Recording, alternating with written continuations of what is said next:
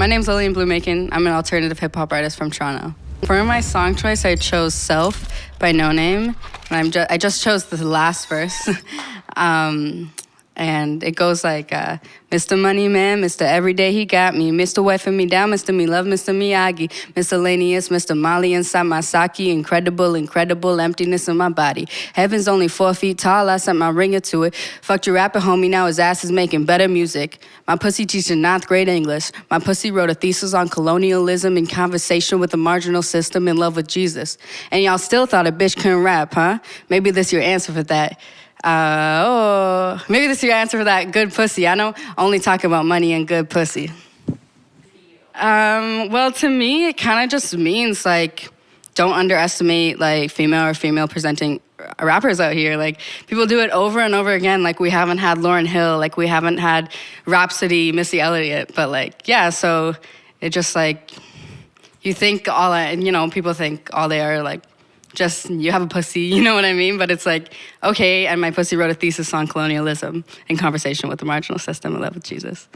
It's called Self, and it's just about her being like a female rapper and a black female rapper. And it's like, the whole song kind of goes like, maybe this is your answer. Like, yeah, so I like that she's like, you can't deny that my bars are super hard and smarter than most people's. And then, yeah, because she talks about her pussy teaching 9th grade English, and then she's like, good pussy, I know, only talk about money and good pussy. So, I don't know, it's pretty self-explanatory. I just kind of chose, like, a fun verse. She has so many amazing verses. Most of them I don't feel comfortable, like, saying, because they have nothing to do with me. But No Name, yeah, she's insane. For sure. She's so good. Although we have very different experiences in life and everything, I heard her first album the year it came out. I listened to it and I was like, what? You can rap like this? Like, it doesn't have to be like some stupid shit. Like, you know, I can rap like this. Like, and because it was similar to the stuff I'd been writing in terms of structure and just the way that she writes. Not really similar, but just had that same more spoken word derivative kind of thing. So I was like, you can do this and you can be like a woman out here in the rap game and be talking about some real stuff and talk about it from the heart and make it still like bounce a little. For music, I just always wrote music my whole life. Literally, I remember before I knew how to spell anything, I'd get my parents to write down this lyric and this or whatever. And, you know, I'd like sing out my window because I thought like a producer would drive by and sign me. And then we had a guitar in the house that my grandma gave to me, and I would just play before I knew how to play it and sing and whatever. I'd just be making songs all the time. I took piano for a long time. My parents made me do it, but I'm so grateful. And then I really got into drums. I was like, I want to do the drums. Like, that's so cool. But music has like gotten me through it too. And my girlfriend, she makes music too, so we've been writing together, and we do a lot of different stuff that we wouldn't normally write, so it's been awesome to be able to just make music, also not to put it out. Yeah. Well, also, the thing with music for me this past year is I only started releasing my own like music, not features or anything, in the end of February of 2020. So I released that song, and then a couple weeks later, we went into lockdown, and we've been in lockdown ever since. And that song did really well, and like everything in my music career has happened during quarantine. Don't be scared of something that's not really there. Don't tell me that this love is here. Make me believe this feeling is scarce. Yeah, that's the line. So in that line, so I wrote this song when I first was getting together with my girlfriend. Talk about her so much. Shout out Milo. She also makes music. And so, yeah, I made it when I first got together with her.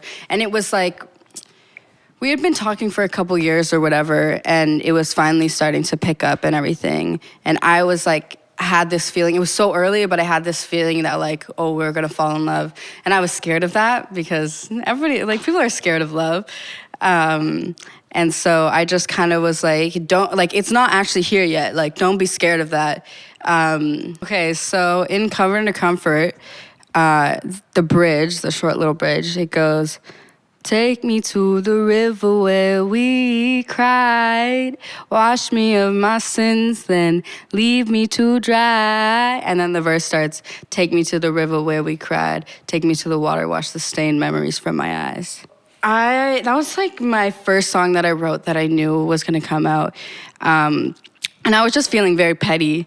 And I always loved, like, I have a love for gospel music, even though I didn't grow up very religious. And like, there's take me, like, river, like baptism and stuff. And I just love the imagery of it. And I just felt like that something like that kind of happened. And I was like, take me there where, like, we had our difficulties and stuff, and like, wash me of all of this and just leave me there, like, don't come back. And then, yeah, take me to the river where we cried, watch the stained memories from my eyes. That's my favorite line in that song. Cause yeah, just like I don't want to see that again in my head. Like, I don't want to deal with it. I don't want to see it. So just like cleanse me of all this and then let me like restart. Alternative hip hop is hard to define, and that's why I usually say that's the genre I make, because it's hard to define the music I make. So I'm like, all right, I know I make hip hop music, and I don't want people to put me in any other category. But I also don't want people to put me in the same category as a lot of hip hop music coming out now, because it's just not that. No hate towards that, but it's just not that. So I'm just like, alternative hip hop music. There's a little folk in my music. There's a little spoken word. Yeah, so I just kind of think it's like hip hop, but it's not mainstream hip hop. So I just say alternative hip hop. In terms of the message I'm trying to send through my music, I would love to be a rapper like No Name or something who's really like pushing the revolution and stuff. But I'm just not at this point in my life, and I'm just writing about my own about my own experiences and cool little ideas I have, and people relate to it. So it's kind of just like, if you relate to my music, you do. There's a lot of queer topics, which I guess that's a message, an agenda that I'm pushing. But like, I love when people tell me, oh, like, that song super touched me, or like, I cried to that song, or that song helped me get through stuff. And yeah, just about like connecting with others and being that music that like I listen to, and like I want to like express what I'm feeling, or like, yeah, I even find that after I've written a song or something and I listen to it back, I find new meanings in it and stuff, like I'm listening to somebody else's work. So yeah. My name is Lillian Blue Makin. Thank you for watching this interview with Arts Help, and thank you to Arts Help.